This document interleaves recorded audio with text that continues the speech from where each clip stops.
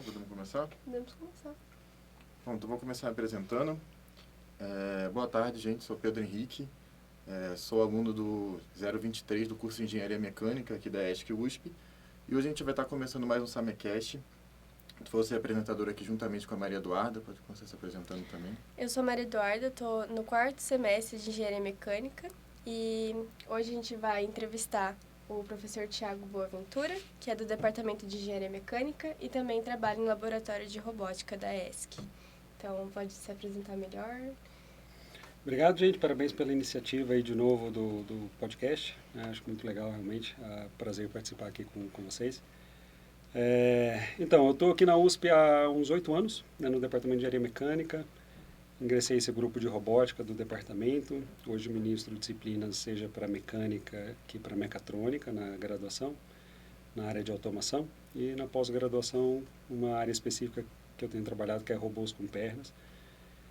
Atualmente também estou coordenando o laboratório de robótica do departamento, que conta com 3 docentes, né, eu mais 2 colegas.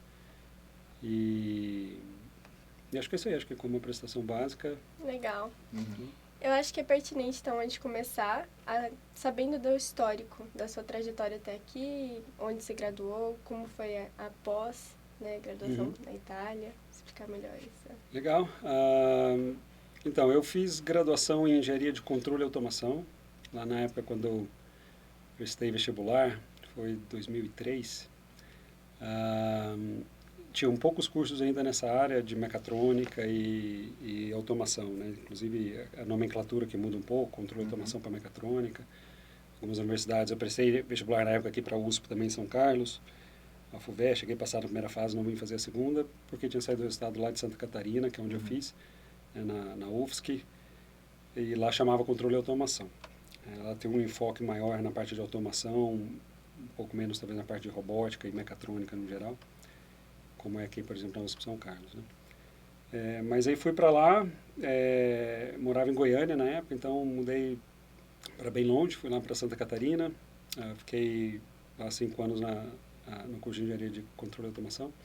E o meu PFC, que hoje chama PFC Projeto Fim de Curso, aqui na USP, que antes chamava TCC, lá na UFSC sempre chamou PFC, então agora eu acho que uniformizou um pouco a nomenclatura, mas o PFC lá na UFSC eu fiz no Instituto Italiano de Tecnologia em Gênova, consegui uma oportunidade por conta do meu trabalho no laboratório de hidráulica e pneumática, o LACHIP, que eu trabalhava lá.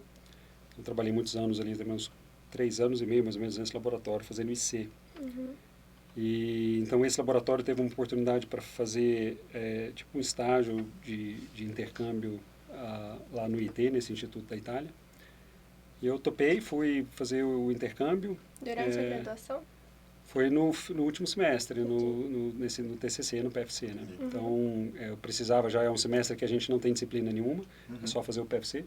Você pode fazer numa empresa, em algum lugar como se fosse um estágio, escrever um relatório, poderia fazer num laboratório da universidade. Mas como teve essa oportunidade, eu fui passar um semestre fora e fiz o PFC, né? Foi meu 10º semestre ali, né? Aí fiquei de janeiro a quase setembro ali, uns 8 meses na Itália, fiz meu PFC, escrevi a monografia, depois voltei, defendi e me formei. E quando eu me formei, na verdade durante o PFC ali na Itália, apareceu uma oportunidade que eles deram ali para iniciar o doutorado, fazer um doutorado lá. Eles estavam procurando muita gente para fazer doutorado nessa área de robótica, com uso de hidráulica, que era um tópico que eu trabalhava. Então eu consegui, na época, validar os estudos de graduação para iniciar um doutorado direto lá na Itália, sem fazer o mestrado antes. Porque na Itália a contagem de pós é um pouquinho diferente, de graduação e pós, né? Então o bacharelado, assim, digamos, a graduação lá, o período básico são 3 anos, e aqui no Brasil são 5, né? Então a gente leva 5 anos para formar em engenharia, lá leva 3. E então o fato de eu ter me formado ali na UFSC com 5 anos de ensino superior já contou como se fosse o bacharelado, 3 anos, mais 2 anos de um master, porque eles estavam contando basicamente anos de estudo. Então eu cumpri esse pré-requisito para iniciar um doutorado de anos de estudo. E eu consegui a validação ali junto ao consulado, etc., de documentação, e consegui iniciar o doutorado lá no Instituto de Tecnologia em parceria com a Universidade de Gênova. Aí pulei o mestrado, então isso foi algo que acelerou bastante a formação acadêmica. Assim. Interessante isso, né? Porque 3 anos parece bem pouco para um curso de engenharia, né? Ele é como se fosse a etapa inicial. Essa parte que você faz de cálculo, física, então é uma formação muito mais básica. Então, a maioria dos estudantes, eles acabam fazendo o bacharelado e um master, que seria uma especialização. Então, alguns cursos aqui da USP, por exemplo, eles têm essa especialidade, né? Por exemplo, elétrica, às vezes você faz o básico e depois você migra para uma área específica. Lá, essa área específica seria o master. Então, basicamente, você quebra esses 5 anos de graduação com um diploma no meio de 3 anos. Né? Mas a maioria se acaba indo para os 5. Né?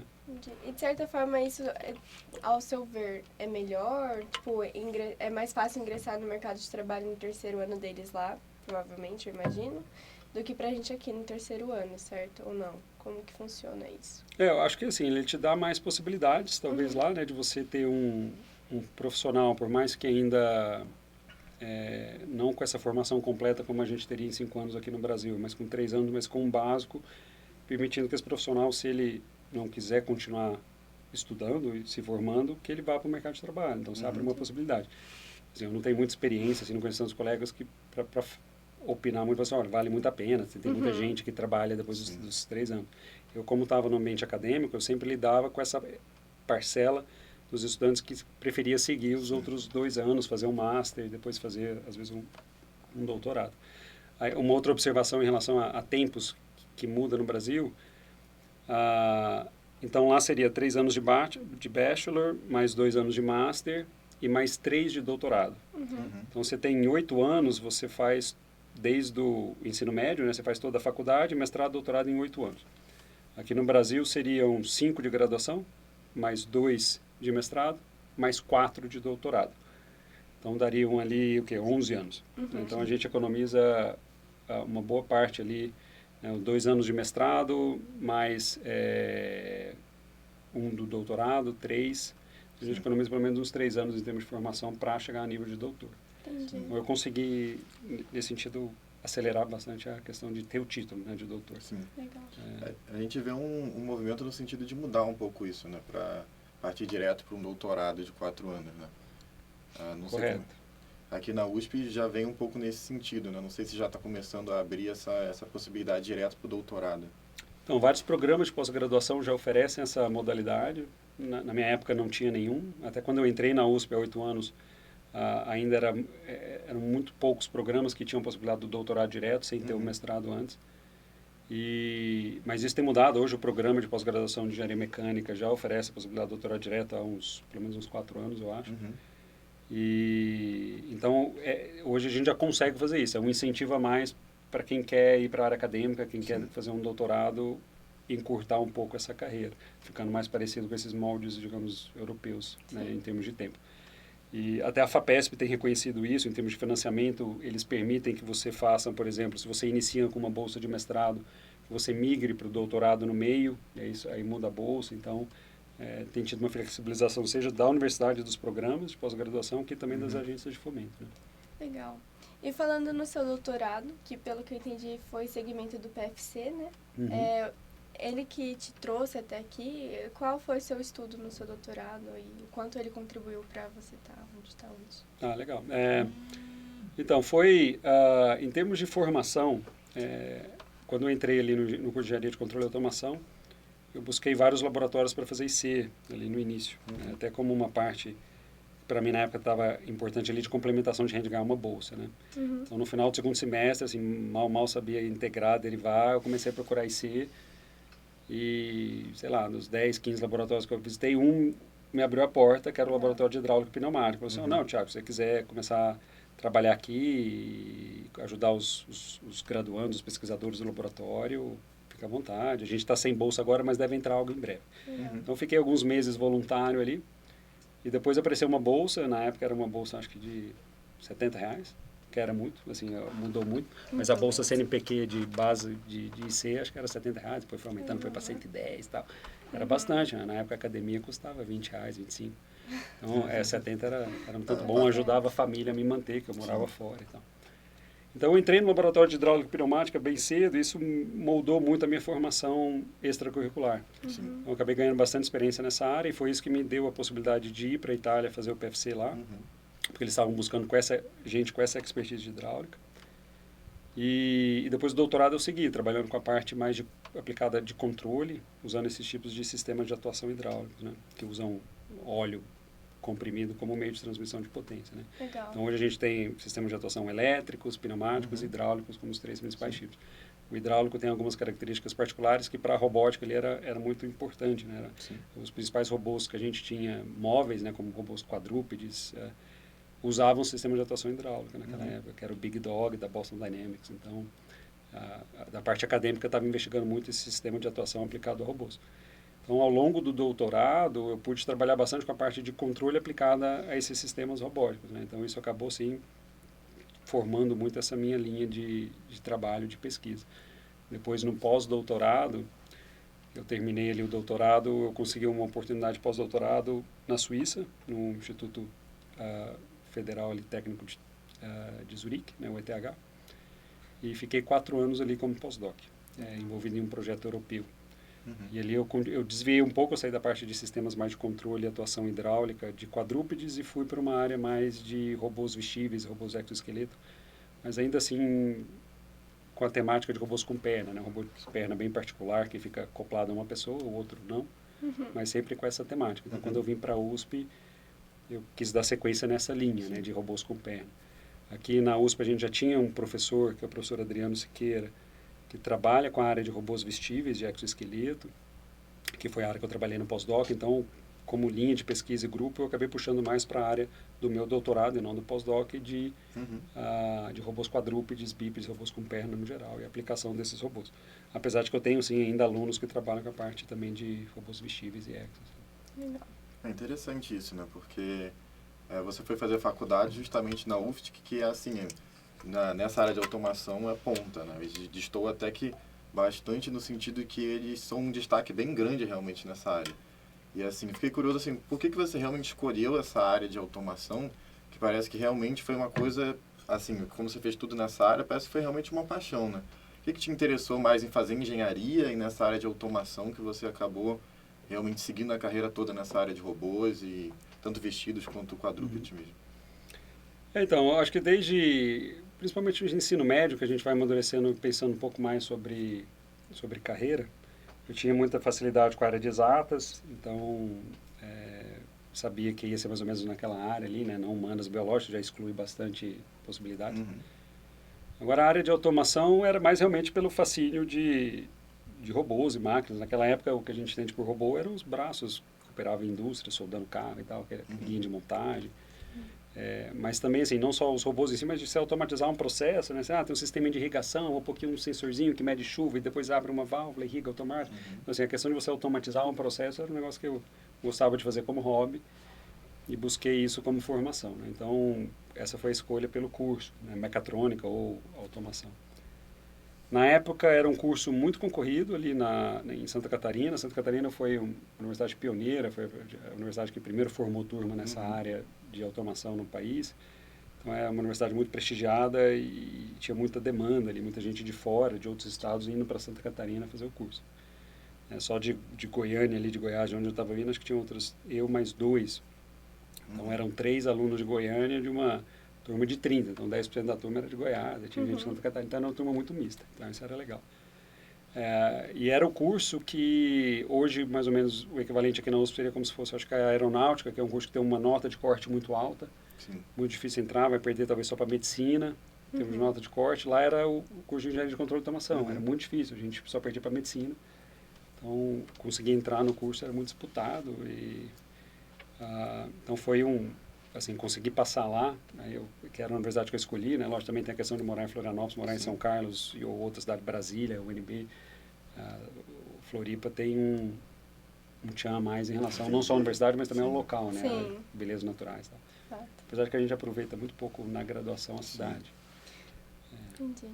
E falando no seu interesse, né, pensando hoje na sua linha de pesquisa de robôs com pernas, não só isso, mas no trabalho fora, né, da universidade, eu queria entender a questão do propósito em si, né, porque não só por gostar de exatas, mas tipo, o que te faz hoje ainda trabalhar nessa área, tipo, no sentido de futuro da indústria, futuro de pesquisas e evolução da área de robótica, assim. Então, não só acho que para todos os professores assim, que a gente tem nas universidades, a pesquisa que ele desempenha depois que ele acaba um doutorado, um pós-doc e vira professor, vai estar muito ligada à carreira acadêmica que ele seguiu, né? Então, algumas carreiras, alguns docentes que a gente vai ter, por exemplo, no departamento, são mais ou menos aplicados, assim, pode ser algo muito teórico, às vezes com pouca aplicação industrial ou prática, e alguns docentes acabam tendo uma aplicação maior. Quando eu comecei a trabalhar com robô com perna, isso era, vamos pôr lá em 2009, 2008, não tinha robô para comprar nessa área, você tinha que fazer o seu, então era muito novo, a gente não sabia como controlar o robô, deixar ele em pé, fazer ele andar. Então foi muito desafiador nesse sentido de desenvolver a tecnologia, né? Muito diferente de hoje, em que você consegue comprar a preços relativamente acessíveis para pesquisa robôs quadrúpedes prontos. Então eu vim acompanhando, assim, digamos, desde que eu entrei na área até agora, toda essa mudança em termos de desenvolvimento de tecnologia. E em termos, assim, de pesquisa do grupo, por conta desse desenvolvimento tecnológico de robótica que a gente tem visto, assim, nos últimos anos, robótica junto com o IA, de uma forma geral, as aplicações nossas de pesquisa começaram a ganhar um viés muito aplicado, né, de você comprar a plataforma pronta, robótica, de um fabricante, por exemplo, chinês, que vende isso a um preço muito acessível, e você agora desenvolver, digamos, a parte autônoma de inteligência desse sistema e colocar ele para desempenhar alguma atividade. Então, a nossa pesquisa ela tem focado muito nisso, né? Então, isso é uma motivação porque a gente encontra uma série de aplicações aqui para o uso dessas máquinas. Então, sempre que a gente conversa em algum contexto particular, o pessoal fala, nossa, isso seria excelente aqui no ambiente que eu trabalho. Às vezes com um cara da agricultura, fala, nossa, se tivesse um robô desse para inspecionar, fazer isso aqui com esse rolo de algodão, seria excelente. Aí você conversa com um cara de uma metalúrgica, nossa, o cara que está inspecionando essas bases de bobinas de aço, nossa, seria excelente ter um robô. É quase uma consultoria, né? A depender da área que você estiver indo, né? E assim, um desenvolvimento, uma consultoria no sentido especializado, em que você vai pegar um conhecimento que você às vezes tem, não só como docente, mas como grupo de pesquisa dos alunos que têm trabalhado com você em diferentes módulos, esses que a gente usa em robótica. Módulos, eu digo assim, às vezes você tem a questão da navegação do robô, o robô conseguir ir de um lugar para o outro. Tem uma parte de percepção, de visão, para ele conseguir enxergar, detectar objetos e tomar decisões com base nisso. Tem a parte de controle, que vai fazer planejamento de trajetória, eventualmente a locomoção de patas e tudo mais. Então, hoje a gente tem no grupo pessoas trabalhando em cada um desses módulos. Legal. Então, uma vez que você desenvolve esse know-how, você consegue aplicar isso em diferentes contextos, né? E isso, para o grupo, para o laboratório, tem sido muito interessante, que tem atraído recursos financeiros com empresas, com projetos. Então, a gente tem projetos com algumas empresas aí no uso dessas ferramentas robóticas, no caso são robôs quadrúpedes, para desempenhar algum papel. Eu vejo assim, não tanto quanto consultoria, mas assim, como até uma possibilidade na área de inovação, de você criar uma startup muito especializada para aquilo. Legal. Então, por exemplo, a gente vai criar uma startup que vai fazer inspeção disso aplicada nesse nicho. Aí você customiza muito aquilo, você vai ter uma empresa que presta aquele serviço. Agora uma outra aqui para essa outra área. A gente está tendo conversa, por exemplo, com uma empresa da área de construção civil, que quer usar robôs para inspecionar etapas de construção de casas. Legal. Então, assim, de você chegar lá com o robô e inspecionar, a casa está nesse estado, falta tanto, você colocar isso no dashboard legal, o robô conseguir fazer isso 24/7. Legal. Então, as aplicações vão mudando, apesar de que o domínio, assim, os módulos que você precisa desenvolver para aquilo ser possível são muito parecidos em todas as aplicações. Então, assim, eu vejo como uma possibilidade de inovação, assim, às vezes de empreender, de criar uma startup muito legal em todas essas áreas, né? Sim. Eu sou meio otimista demais, eu penso, daria para fazer cada uma startup, mas até agora Mas nenhuma a ainda gente que apareceu. está um pouco na academia tem que ser otimista mesmo, né? A gente tem que acreditar nesse desenvolvimento, porque é realmente muito interessante como antes, realmente, você tinha uma dificuldade, né, no mercado de ter esse tipo de robô. E agora, com o desenvolvimento desses robôs quadrúpedes, até um pouco nessa área, não só um robô, né, mas na parte de drones também tem um desenvolvimento muito grande. E aí você agora tem a possibilidade comercial de conseguir desenvolver solução dentro de nichos, né? Então agora você tem esse know-how que você conhece, e você pode pegar ele e estudar um determinado segmento, se especializar nele, né? E abrir essa startup. Porque aí vai abrir, por exemplo, na área de inspeção, que é uma área que eu tenho um pouquinho mais de conhecimento, você vai abrir a área de você treinar, por exemplo, um robô, uma IA, para detectar aqueles problemas. Aí você precisa de alguém que se especialize nisso, né? Em treinar um robô, desenvolver esse conhecimento. Isso é extremamente aplicável, né? Para vários sentidos. Então, é interessante ver como a academia vai desenvolvendo isso e com o passar do tempo isso começa a ser potencializado e comercialmente viável, né? Então, realmente é interessantíssimo, né? E é uma área que, com certeza, para quem está hoje estudando e gosta disso, é incrível poder pesquisar isso aqui, né? Então, o desenvolvimento do laboratório é realmente muito, muito legal, né? De uns 5 anos para cá, eu diria em 2020, quando começaram a aparecer as primeiras empresas comercializando esse tipo de robôs quadrúpedes. E desses 5 anos apareceram muitas empresas. Eu estava lendo reportagens assim, só nessa área de humanoide, robôs com pernas. Na China, eu acho que tem 26 empresas que fazem robôs. E nos Estados Unidos, algumas, Europa. A gente tem grandes empresas produzindo robôs agora em massa. Então, assim, o fato dos robôs e da máquina, do equipamento, né, dessa, eu chamo muito de ferramenta, ela ficar acessível para você conseguir comprar na universidade e fazer pesquisa, ou uma empresa comprar para aplicar no contexto dela, aí isso abre realmente muito interesse, né? A solução não está pronta, mas a ferramenta está. Sim, até porque abre portas no sentido de trazer segurança, a máquina consegue acessar lugares que a gente não conseguiria, a questão também de fazer a manutenção, né? Os olhos humanos, eles cometem erros, a máquina está programada para aquilo. Mas até pensando na questão de programação agora, né? O robô, ele não é autônomo em si, ou no sentido de você programa ele para fazer o que ele tem que ser feito, mas quem aprimora o robô ainda é o ser humano. Porque eu sei que existem robôs hoje em dia que é como se eles aprendessem sozinhos como ir melhorando, né? Nesse sentido. Hoje a questão de uso dos robôs e desse nível de autonomia é tudo ainda muito programado, né? A autonomia, quando a gente fala um robô autônomo, é mais no sentido, no contexto que eu trabalho, é um robô que consegue se deslocar em um determinado ambiente sem a necessidade de alguém controlando ele com controle remoto.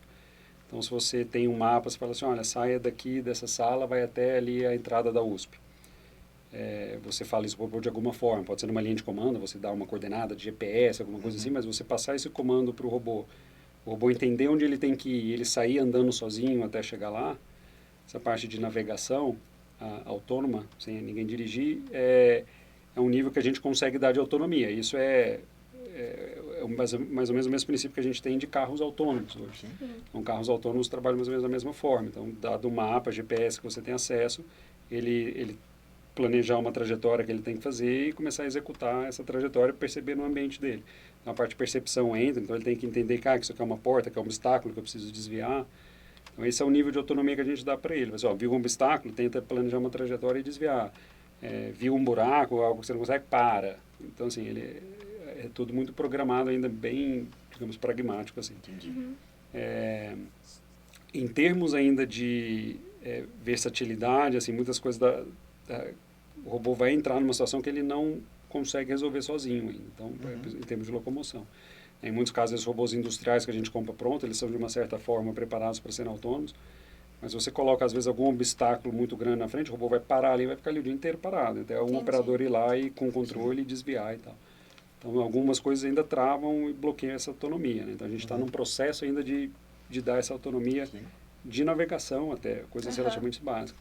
A parte de aprendizado, do robô conseguir aprender sozinho, algumas atividades é algo, acho que, para ainda alguns anos à frente, né? A gente, assim, a questão de desenvolvimento, por exemplo, de LLMs, né? O Large Language Models, por exemplo, um chat GPT, alguma coisa que você consegue passar comandos para o robô mais em alto nível e o robô ter essas LLMs, assim, essa capacidade cognitiva, digamos, de processar o pedido e transformar isso em um comando robótico, é algo que é o que a gente está trabalhando atualmente. Assim. Então, por exemplo, que às vezes um operador possa falar para o robô, me leve até a entrada.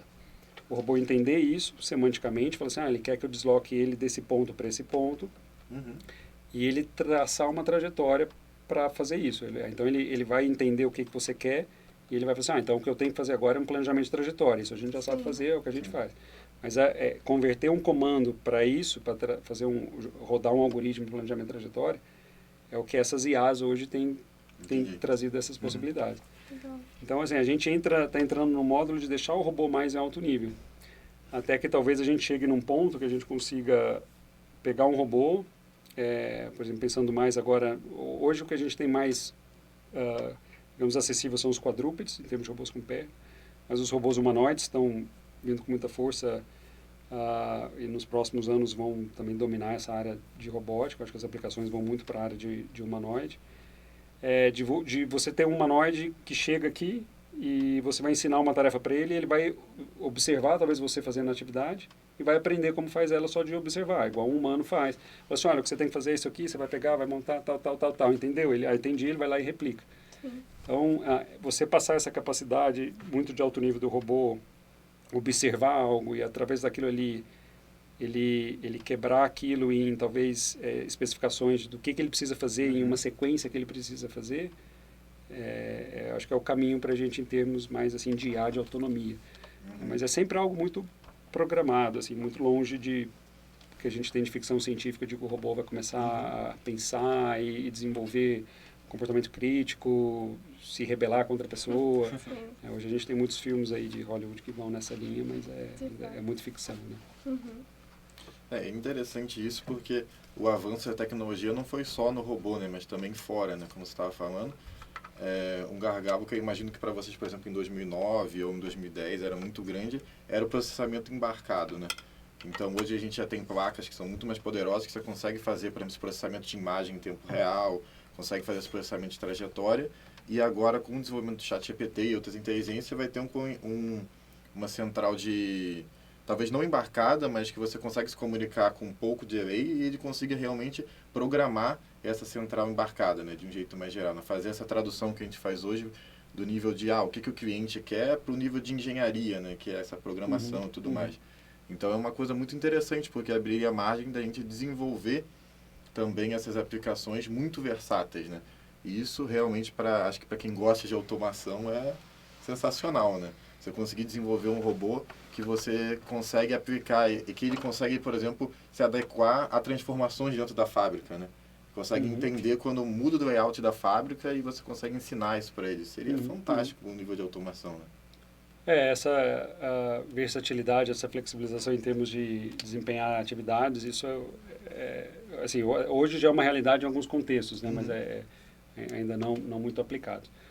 Mas o ponto que você tocou de desenvolvimento de hardware, esse foi essencial para diferentes áreas, né? Então a gente conseguir fabricar os robôs a preços relativamente acessíveis, ainda não acessíveis para a população no geral, né? Assim, é difícil pensar hoje num humanoide que fala assim, vou comprar um humanoide para ter em casa, é muito caro, assim, não vale a pena hoje, assim, não é financeiramente viável, mesmo se a ferramenta tivesse pronta, ia custar, vamos pôr, $150 mil. Assim, poucas pessoas hoje teriam essa grana, vou investir, sei lá, às vezes com o imposto é R$1 milhão para ter um robô que vai conseguir hoje fazer atividades muito básicas. É um robô que vai abrir porta, fechar e tal. Então, assim, a gente ainda não está no nível de maturidade que a gente tem os robôs multitarefas, conseguem fazer uma série de coisas de maneira robusta. Já você ensina a cortar, mas ele aprende com uma faca, você dá uma faca diferente. Ou seja, essa generalização de domínio que a gente chama é algo que vai acontecer, mas, de novo, em alguns anos.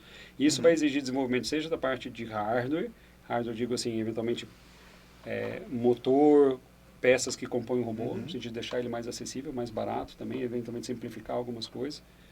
Seja da parte de computação, computação embarcada vai ser necessário uma série de tomadas de decisões internas do robô, mas também a comunicação, assim, a parte de conectividade dele com nuvem. Então, hoje a gente, boa parte desse processamento, talvez mais pesado, você consegue delegar para servidores que estão localizados, sei lá, em grandes data centers, que são máquinas superpoderosas, e o robô consegue se comunicar pela internet. Com isso, ele gera uma demanda, processa essa imagem para mim.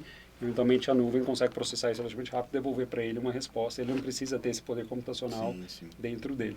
Então, a conectividade é algo que mudou muito. Então, assim, o fato da gente ter internet hoje em qualquer lugar, a maioria dos robôs hoje já vem com essa capacidade de ter um chip de celular e fazer comunicação 4G, 5G. Então, onde o robô vai, ele tem internet. E se ele tem internet, ele tem acesso a tudo. Legal. Então, isso abriu muita porta. Então, tem o hardware, tem a parte de conectividade e a parte de desenvolvimento de código mesmo. Sim. Que aí eu acho que a IA também consegue ajudar muito. Então, hoje a parte de desenvolvimento de código ficou muito facilitada, ainda não é dependente. Assim, a IA consegue fazer tudo sozinho, mas ajudou muito na questão do desenvolvimento de código mesmo, de software. Você consegue muito, prototipar muito, aí você vem, digamos, só ajustando. E pensando também na área de atuação do robô, dá para entender que ela também é muito vasta, né? Tanto na parte da indústria, porque otimiza trabalho, traz talvez mais segurança, também lucro para a empresa, mas para a parte social agora, pensando, área da medicina, ou me veio à cabeça a parte de corpo de bombeiros, por exemplo, de resgate de pessoas, ou da área do policial, onde o robô consegue atuar na sociedade hoje, ou os planos, né, para o futuro nesse sentido. Esse é um ponto muito legal, porque assim, a parte de robótica e de automação no geral, ela sempre sofre uma crítica que é válida por parte da sociedade, que é o robô tirar o emprego de pessoas, né?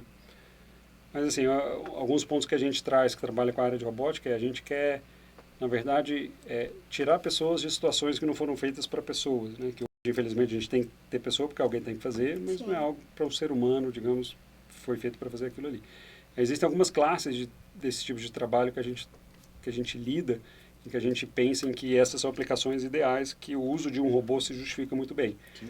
Então, são áreas geralmente insalubres, então áreas que podem trazer danos à saúde de pessoas. Então, uma pessoa que eventualmente trabalha em um ambiente que tem uma atmosfera com partículas que podem contaminar, dar problema para ele de saúde, de pulmão e etc. Então, são trabalhadores que vivem lá, mas acabam tendo um problema de saúde e eventualmente tem uma fatalidade, mas outro morre por causa do trabalho. Sim. Então, isso a gente quer evitar. Então, essa pessoa, em vez de ela estar naquele ambiente, ela vai trabalhar em outro ambiente. Então, ambientes insalubres, ambientes perigosos. Então, a gente tem, por exemplo, projetos com a Petrobras, em que tem ambientes que tem dentro de plataformas de petróleo ou de refinarias, em que se processa o petróleo e se faz o gás natural. Sim. Então, são áreas em que pode ter vazamento de gás ou de outros gases que, por exemplo, eventualmente podem ser ou explosivos, ou se você respirar também você pode ter problemas de saúde. Então, esse tipo de ambiente também, hoje a gente tem que, por exemplo, fazer uma inspeção lá dentro dessa área, que é uma área que está operando, pode ter uma válvula que dá um problema, que tem um vazamento, você tem que ir lá. Hoje a gente manda uma pessoa, a gente expõe uma pessoa a esse risco. Sim. Então, é algo que a gente quer evitar, tirar essa pessoa desse tipo de situações também perigosas. Legal. Então, seja insalubre, perigoso, que repetitivo. Então, tem atividades também que a gente não tem que ter pessoas fazendo, mas uma máquina, a pessoa tem que pôr sempre um parafusinho ali e tal. Assim, essa pessoa, assim, com o dom que a gente tem de ter um cérebro, assim, ser uma pessoa super versátil, inteligente, a gente conseguir fazer coisas que hoje, por exemplo, um humanoide está muito longe de fazer, realoca uma pessoa para uma atividade dessa, que ela vai usar a capacidade cognitiva dela, etc., e deixa atividades, assim, bem, entre aspas, burras, para a máquina fazer. Então, esses tipos de atividades são atividades muito propícias para se usarem robôs, máquinas, né? E a gente realocar pessoas. Esse é um ponto, né? Então, assim, mais em prol das pessoas e tirando pessoas de áreas perigosas. Aí o outro, um ponto que você tocou interessante, que é a questão da gente substituir lacunas onde não se encontram pessoas para trabalhar. Exato. Tipo, facilitar o trabalho das pessoas que estão lá. Também. Então, assim, eventualmente, você pode facilitar, no sentido de o robô é uma ferramenta que vai deixar a pessoa mais produtiva. Então, se a pessoa hoje consegue inspecionar, sei lá, 10 casas por dia, e com o robô ela vai junto inspecionar 100. O robô vai indo em uma, ela só valida. Então, o robô como uma ferramenta, assim como a gente usa o celular ou o notebook como uma ferramenta que otimiza nosso trabalho, internet, a gente vai usar o robô. Então, você, o robô, vai lá e faz isso para mim, enquanto ele já traz o dado, você processa o dado, toma decisões com base naquele dado. Então, os robôs hoje, eles têm, nesse sentido de ajudar em algumas aplicações, tem sido uma ferramenta para coleta de dados. Então, hoje a gente, às vezes, em algumas áreas assim, de indústria, a gente toma decisões sem muitos dados, mais no feeling da pessoa. Olha, eu acho que isso, eu preciso fazer isso e tal, mas quando agora você enche a pessoa de dados, fala assim, olha, tá desse jeito, atrasou tantos por cento e tal, muito mais quantitativo, a pessoa consegue eventualmente tomar decisões um pouco mais assertivas do que ela tem que fazer. Mas é um outro ponto que eu ia falar assim, não só de ajudar, é onde faltam pessoas. Então, a falta de pessoas, ela ocorre em algumas áreas por questão de idade, por exemplo. Então, assim, é notório que a idade média da população está aumentando. Então, na média, as pessoas estão ficando mais velhas, a expectativa de vida tem aumentado, as pessoas têm vivido mais, têm aposentado cada vez mais tarde. Com a idade média avançando e o número de aposentados eventualmente sendo maior, a tendência para daqui, vamos pôr, 30 anos é que comece a faltar mão de obra, pessoas em idade que conseguem trabalhar. Especializada. Por exemplo, pedreiro, vai faltar, assim, não tem. Vai começar a faltar mão de obra em algumas áreas. Então, não vai ser mais uma questão de substituir, tirar o emprego de alguém, mas repor uma vaga que um humano deixou, porque aposentou e não tem ninguém para tomar o lugar dele. Então, as máquinas, elas vão também, a partir do momento que ficarem mais acessíveis, começar a, talvez, substituir essa mão de obra devido ao envelhecimento. Né? Então, é uma coisa natural que vai acontecer e as máquinas podem substituir essa mão de obra. E eu penso também na atuação nos serviços sociais também, né, do robô, no sentido de a atuação de corpo de bombeiros em um lugar que tem certa insalubridade ou que no meio do mato, e aí tem um robô para ajudar na medicina, né? Você tinha citado também da atuação de robôs para, como se diz, para diagnóstico, terapia, essas coisas. Sim. É interessante isso, porque isso, na verdade, já é uma realidade hoje em muitos casos, né? A gente tem, por exemplo, na área de drones, que é um pouco mais flexível, isso já acontece, né? A gente tem inspeções em florestas, ou inspeções, por exemplo, de populações em situações carentes, né? Ribeirinhos ou indígenas, são populações frágeis, né? Ataques e outras coisas, que você consegue fazer isso muito mais facilmente hoje, ou com satélite, ou com drone, ou com aviação, e isso já é uma realidade, né? Então, a robótica vem caminhando no sentido que já vem acontecendo, né? Nessa área de atuação social também. Essas áreas, por exemplo, que você comentou igual um bombeiro, é uma situação dessa, que quando tem, por exemplo, um prédio pegando fogo, que pode desabar, hoje a gente não tem, por exemplo, um robô que talvez possa entrar lá, então a gente tem que mandar uma pessoa. Sim, exato. E assim, se fosse o seu pai, você ia ficar morrendo de medo todo dia que ele fosse trabalhar, se ele vai voltar ou não para casa. Então, você fala assim, pô, mas você foi lá e roubou o trabalho do bombeiro. Pô, graças a Deus que ele não precisa entrar lá agora, que ele vai fazer outra coisa. Exatamente. Mas assim, você tirar a pessoa de uma situação muito perigosa, e o robô, ele consegue, em muitas dessas atividades, desempenhar um papel talvez parecido, ou pelo menos ajudar. Então, a parte de bombeiro mesmo, assim, para incêndios, a gente tem robôs que hoje são mais adequados para alta temperatura, que conseguem entrar em ambientes, eles conseguem carregar, às vezes, sensores, por exemplo, câmeras térmicas para identificar se tem uma pessoa em algum lugar. Então, assim, não só você conseguir substituir a pessoa, mas aumentar a capacidade. A pessoa não consegue ver alguma coisa, então você não consegue ver, ter uma visão térmica, mas o robô consegue. Você não consegue, a gente tem uma limitação, por exemplo, de range de frequências que você consegue ouvir. O robô tem um range maior com sensores. Então, eventualmente tem um barulho de algum gás vazando, e você não consegue ouvir, porque é muito baixo, mas o robô consegue. Consegue ver exatamente onde é. Está vazando ali. Então, a gente não só, digamos, vai substituir, mas consegue melhorar em vários aspectos por conta da parte de sensor que você monta em cima do robô. Legal. Na área médica, que você comentou, então, assim, uma das áreas que hoje a gente tem trabalhado no laboratório com o uso de robôs com pernas é eventualmente como uma forma de ajudar em terapia, no nosso caso que a gente está investigando em específico, em crianças com espectro autista, né, com algum transtorno de espectro autista. Então, é uma área assim que aí foge completamente da minha área, digamos, de formação, né, minha área, digamos, sendo de robótica, mas aí a gente está junto com uma equipe de psicólogos. Legal. Então, tem o pessoal da UFSCar, que tem aqui a parte, por exemplo, de psicologia. Era um professor que estava na UFSCar, a gente contratou ele como pós-doc, ele está desempenhando um papel nesse sentido também de ajudar a gente a implementar, talvez, essas ferramentas, os robôs, como um meio de tentar um approach diferente com uma criança, que eventualmente pode ter uma dificuldade de interação com adultos. Uma pessoa, às vezes com algum tipo de transtorno, você senta aqui, ela não vai conversar com você, vai demorar muito para ela se abrir, então eventualmente chega um cachorrinho robótico e começa a desempenhar o papel que o terapeuta faria, de incentivar a pessoa a falar, incentivar ela a ter alguma linha de raciocínio. Pode ser uma ferramenta interessante para algumas linhas, né? Não só para autismo, mas você pode ver para outras áreas. A gente tem trabalhado também na área médica, por exemplo, como uma espécie de cão-guia, seja para pessoas cegas, por exemplo, ou para pessoas que tiveram alguma deficiência de locomoção, pessoa que teve, por exemplo, um AVC ou algo assim. Às vezes eles precisam de um incentivo, assim, de algo que ajude ele a controlar a locomoção. O robô poderia ser esse elemento, por exemplo. Então, nesse caso em particular aqui com a USP, a gente tem uma parceria com um colega que está como professor ali na Universidade do Einstein, em São Paulo. Então, a gente tem um aluno em comum aqui da USP que está trabalhando num tópico, também no uso de LLMs, da gente conseguir conversar com o robô interpretar isso em um comando. Legal. Aplicado nesse contexto médico, né? Então, assim, a área de aplicações, como a gente está falando, ela é muito grande para ferramenta robô quadrúpede, por exemplo. Sim. Uma diferença em relação ao robô com rodas, que era um tópico que a gente tinha comentado, em um hospital, numa área plana, o robô com roda funcionaria muito bem também para esse propósito, em muitos casos. O diferencial do robô com perna seria principalmente escadas. Áreas com escadas é uma área muito difícil para robô com roda ou robô com esteira. Sim. Existem alguns que sobem ainda a escada e tudo, mas com várias ressalvas. Então, o robô com perna ele é muito mais adequado para esse tipo de ambiente. Então, uma vantagem, se é um hospital que o robô teria acesso a escadas para ir a vários andares e não fosse usar um elevador, por exemplo, aí seria uma vantagem muito clara do robô com perna em relação ao tipo de robôs. Sim.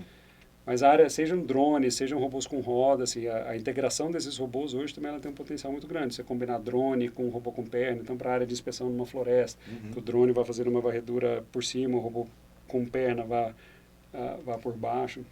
Então essa área de combinação, que é uma das áreas que a gente tem investigado nos projetos, por exemplo, com Petrobras, é uma realidade. Você começar a integrar frotas de robôs, né, com diferentes capacidades. Isso é interessante, assim, hoje, mecanicamente, esses robôs eles estão evoluindo em qual sentido? Porque a gente está conversando sobre, você falou, né, robôs com pernas, a gente tem robôs com rodas, mas assim, esses robôs com pernas, eu imagino que teria um grande desafio de não só você acionar, né, trazer essa potência, porque a gente não tem essa noção, né, mas quando a gente está andando, a potência se distribui no corpo de uma forma que é muito difícil de reproduzir, né? Eu imagino em questão de controle, porque muda muito, é muito complicado.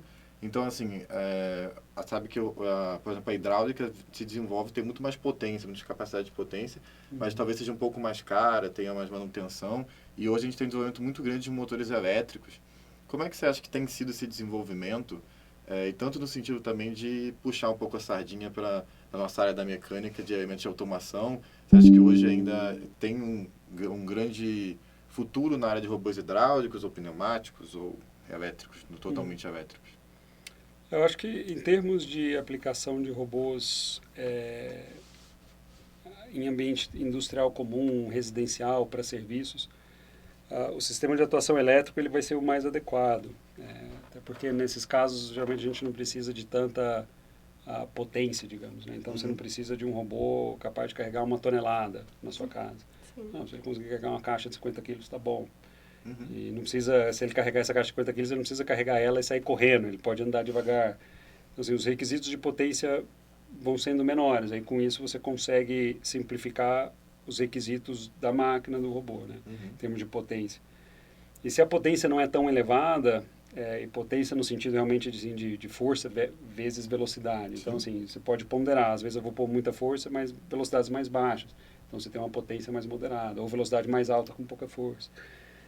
Para potências moderadas, os sistemas de atuação elétricos, né, motores elétricos, eles têm desenvolvido muito, então eles funcionam muito bem. A hidráulica ainda ela é imbatível em sistemas de muita alta potência, principalmente quando você tem restrição de peso, né, porque você consegue fazer grandes potências também com atuadores elétricos, motor elétrico, mas eventualmente para fazer uma determinada, por exemplo, ter uma determinada potência, você precisaria de um motor desse tamanho, elétrico, e hidráulico ele vai ser desse. Então, você tem a mesma potência com peso bem mais baixo. Então, por exemplo, tudo que geralmente tem que se locomover no ambiente com grande potência, hoje ainda é hidráulico. Você, é porque a gente não tem tecnologia? Não, é porque essa é a melhor tecnologia que tem. Sim. É a mais densa, energeticamente falando. Então, isso é muito bom. Então, avião, ainda usa hidráulico, vai usar por muito tempo. Porque o avião tem que voar, ele tem que decolar, ele tem que sair do chão. Então, se ele for trocar toda a parte de atuação de asas, né, na parte de controle, trem de pouso, tudo para elétrico, o avião ia pesar 4 toneladas a mais. Aí, para você ficar carregando 4 toneladas a mais só por um luxo, não quero ter hidráulico, eu quero ser elétrico, você vai gastar muito mais combustível, vai ser muito mais caro. Então, não. Então, hoje a gente tem em áreas de móvel, de grande potência móvel, isso inclui avião, você vai incluir escavadeiras, guindastes, que são máquinas que têm que se deslocar de um lugar para o outro. Então, sempre você tem que deslocar um sistema com grande potência, ele ainda é hidráulico. Eu acho que vai permanecer por bastante tempo.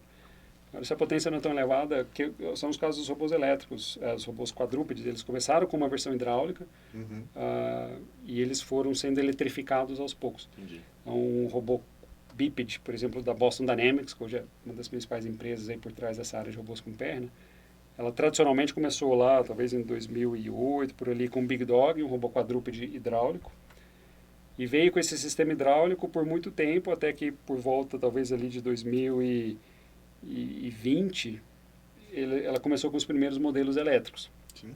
E eletrificou primeiro o quadrúpede, e agora, ano passado, ou foi esse ano? Acho que foi ano passado, eles aposentaram o humanoide hidráulico deles, que era o Atlas, um humanoide de grande potência, grande, né, maior que uma pessoa, mais pesado que uma pessoa, consegue dar cambalhota, então ele tem uma potência muito alta. Agora eles saíram dessa versão hidráulica grande para uma versão mais tamanho de uma criança, talvez de 10 anos, um robô bem menor, com bem menos potência, não fica dando cambalhota, etc., mas não tem tanta capacidade de peso, de carga, mas ele é todo elétrico. Então, a elétrica, de um ponto de vista de controle, é mais simples também. Então, ele tem essa tendência de eletrificação. Em termos de desenvolvimento de hardware para a parte de mecânica, vai depender muito da aplicação. Se a gente vai falar assim, vou fazer um quadrúpede de grande porte para construção civil, vai ter que carregar peso e tal, e montar uma casa, construir uma casa, provavelmente a solução hidráulica pode ser uma boa ali. Agora não, um robô que vai ficar dentro de um ambiente assim para carregar pouca coisa, o elétrico provavelmente é a melhor solução. Legal.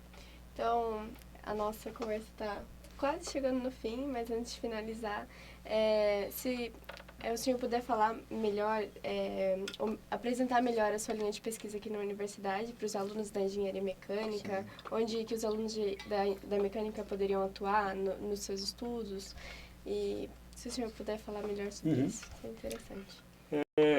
Então, hoje, grande parte da pesquisa ali no meu grupo, né, do grupo dentro do laboratório de robótica, que é o LEGRO, né, de Legged Robotics, ele tem focado em aplicações industriais. Né? Então, a gente tem algumas pessoas que ainda trabalham, digamos, que a gente chama de pesquisa básica, que vai numa parte assim de testar um algoritmo de controle novo, montar uma bancada de testes,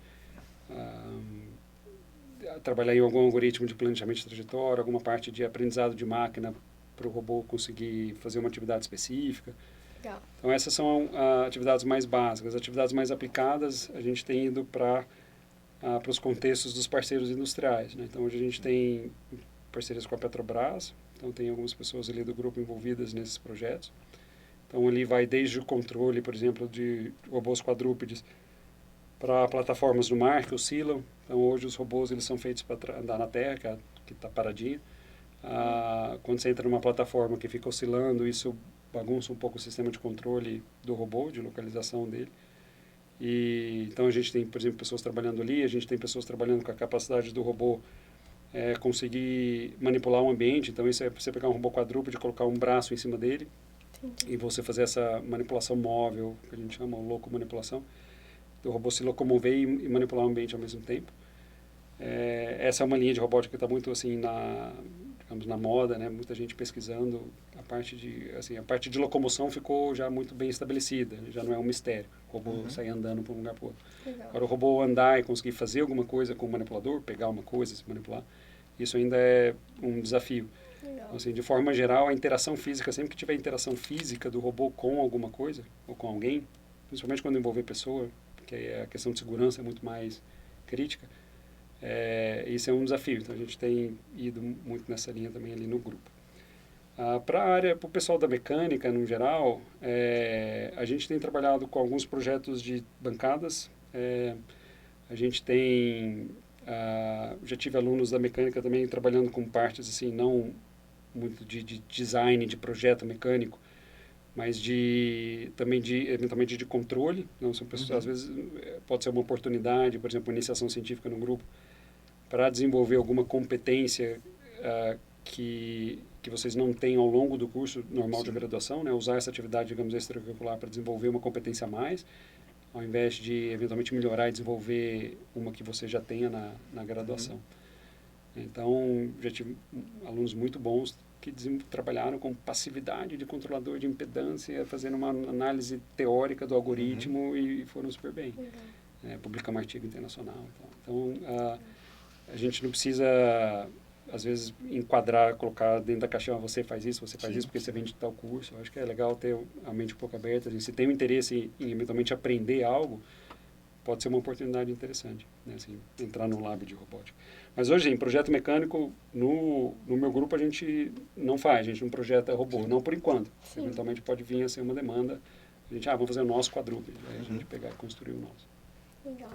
Mas essa área de controle é realmente muito legal, assim, a gente vê um pouquinho disso na faculdade e acho que pode ser realmente muito interessante, né? Porque é uma área que tem muita aplicação, não só dentro da academia, mas na indústria e tudo mais. É uma coisa que muitas vezes o engenheiro mecânico pivota para essa área, né?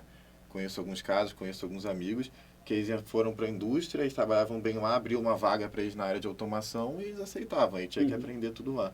Então é uma facilidade realmente, porque é uma área muito ampla, né? Entender esses algoritmos e ter essa noção de controle, né?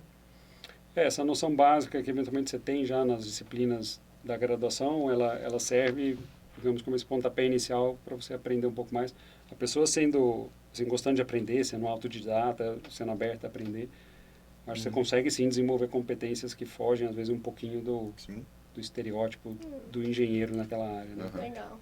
Você fica mais versátil. Isso eu acho que para o desenvolvimento de competências, né, do aluno, para você sair da faculdade, eu acho que até talvez mais interessante você trabalhar competências que às vezes não são dadas ou não são trabalhadas ao longo das disciplinas na graduação, usar atividades extracurriculares para isso. É um diferencial, né? Você como pessoa, como um profissional, eventualmente você fica com um leque de competências um pouco maior, mais interessante para o mercado de trabalho, para uma pós-graduação. Legal. Sim. Então, teria mais alguma coisa a acrescentar? Eu acho que não, nosso tempo está acabando também. Alguma coisa a acrescentar antes de finalizar? Eu agradecer de novo a oportunidade de conversar com vocês, parabenizar pela iniciativa. Agradeço, então, professor. Acho que a conversa foi bem legal. Foi bem legal. Se me deixasse aqui particularmente, eu acho que a gente ia conversando e ia ter algumas horas esse podcast. Tem muitas aplicações do robô, então é muito interessante. E a gente nem chegou a discutir coisas específicas, né? Poderia discutir alguns projetos, pensar mais nessa área de psicologia. Você começa a falar de robótica, né? Tem todo um futuro, dá para filosofar aqui até amanhã, se quiser também. Ética a gente também, nem chegou a filosofar. É. Então, assim, muito legal. Acho que a linha de pesquisa do senhor é fantástica, assim, é uma coisa muito interessante. Todo mundo que gosta de tecnologia acho que vai gostar, né? Uma coisa bem clássica, assim. Por mais difícil que seja, o assunto é bem interessante. Mas é difícil, acaba sendo recompensador também, né? Então, é difícil, mas eu acho que é acessível para todo mundo. Eu acho que não vai ter ninguém na USP que não consiga... Assim, se a pessoa está na USP, a gente pode pensar que a pessoa é muito boa. Mas se a pessoa está aqui, ela consegue ir para qualquer lugar, consegue aprender qualquer coisa. Então, assim, é difícil, mas nem tanto. Legal. Tá bom. Então é isso. Obrigada, professor. Obrigado, professor. Obrigado a vocês. E aí? Então, a gente fechou.